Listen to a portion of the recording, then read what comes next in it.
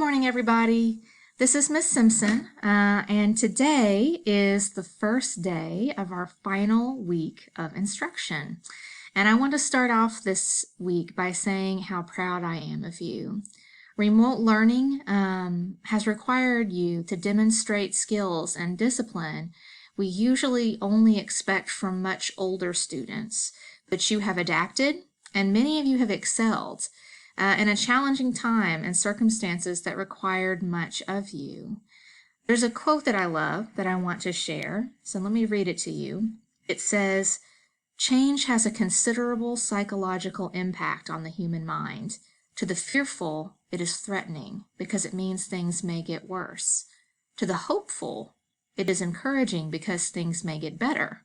To the confident, it is inspiring because the challenge exists to make things better." And that's a quote by King Whitney Jr. I'm going to put it up on Google Classroom so you can see the quote in writing, okay? Now, I say this to you because, in other words, what it means is, though we may not be able to control our circumstances, what we can choose is how we respond to our circumstances. We can be hopeful and we can be confident, regardless of what happens right now or in the summer.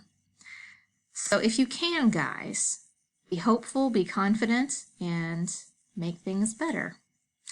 So this leads up to today's assignment. You do not need to do any journal entries this week.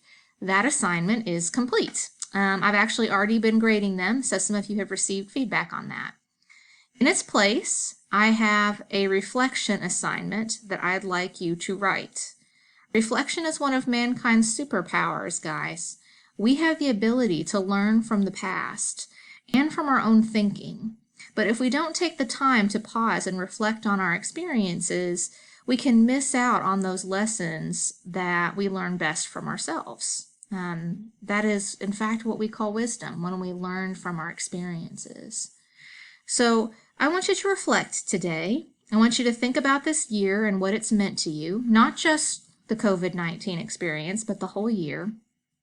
I want you to think about what this year has meant and how it's changed you. I want you to think about ways that you've grown this year, and you have all grown tremendously. You're not even the same kids that I first met 2 years ago. I want you to also think about the lessons that you've learned. So let me give you an example of a lesson that I've learned from COVID-19. I have learned about how much I love and depend on my family. Now, you all know this, but I want to go ahead and say it to give some context to the story. I'm single and I live alone, and so does my younger sister. And at first, when this outbreak happened, my sister and I, we quarantined ourselves very strictly, which meant that we were completely alone. And after about 2 weeks, what we realized was we could not continue to do that. You know, we were really suffering from that isolation, that complete isolation from other people. And so as a family, my 3 adult siblings and I, and my parents, decided that we were going to act like we were one family unit. Now, this did mean some extra risk for us. My mother and my sister actually work at the hospital, and my brother is an essential worker. So, they were continuing to be exposed and bring that risk in. But we decided we could not get through the outbreak alone. We needed each other.